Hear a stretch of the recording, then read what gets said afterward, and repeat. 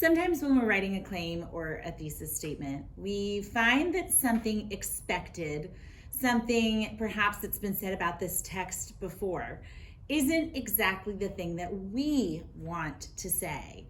In fact, what we want to say is kind of unexpected. In these situations, there is a special writing move that can really help us. Today's move is a not this, but that claim. Let's take a look at a not this, but that claim by Anna Kamenpati, writing for the New York Times. All My Rage isn't a book about food necessarily, but Tahir's care and attention to South Asian meals is one of many aspects in her latest novel that show the importance of feeling connected to home. So when I read this, something I notice is that she begins by naming the text and then says something it isn't. All My Rage isn't a book about food. Now, this might be what the reader was expecting to hear.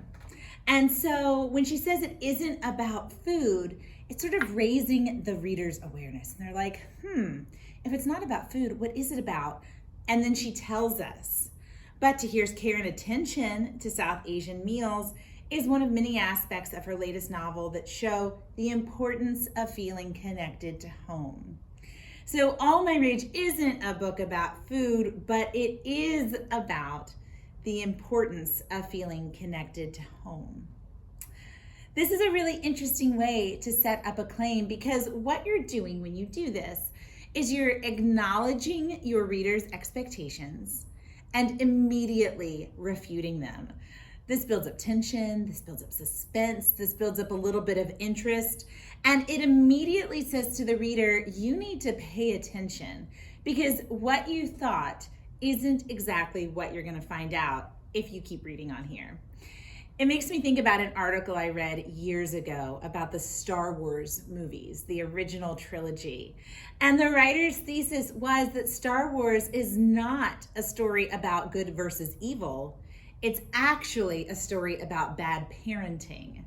So the writer there took that same idea, right? A not this, but that claim, and said it's not about this thing that's expected or maybe easy to come up with, or maybe the typical way of looking at things.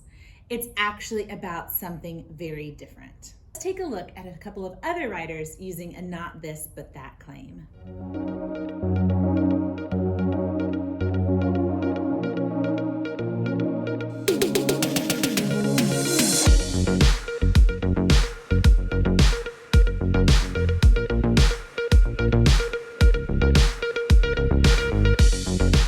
So in your own writing, where are you perhaps taking a familiar topic and twisting it a little bit? Where are you saying, no, I'm not going to focus on it, the text, in this expected way. I'm instead going to focus on it in this slightly unexpected way. Where could you use a not this, but that claim to communicate your big idea about a text? Thanks so much for watching. Please subscribe so that you don't miss any mini moves for writers.